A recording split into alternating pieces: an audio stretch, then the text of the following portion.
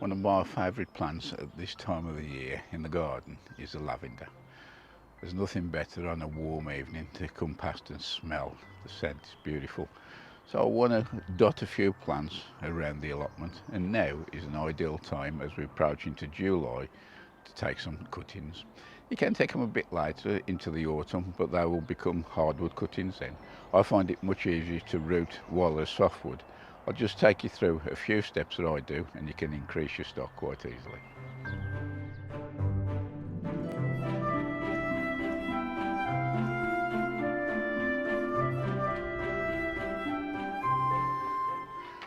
I prefer to get my cutting material round about 10 centimetres long, and preferably from a non-flowering shoot.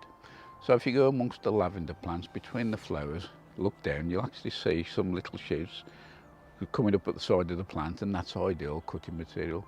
A couple of ways you can actually remove them. You can use a sharp knife, pair of secateurs, or if you're gentle, just tease it downwards and it will separate from the main stem, bringing an extra piece of wood at the bottom, which is known as a heel. Preparing the cuttings, just a few simple steps.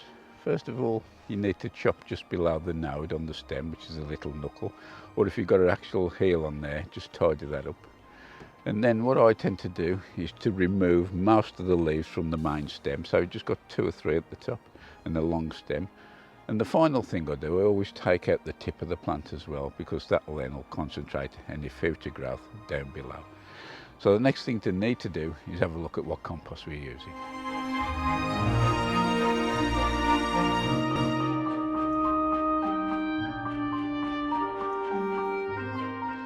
Compost I'm using for rooting the cuttings is fairly sharp open mix. It's a 50-50 mix of sand and peat based compost.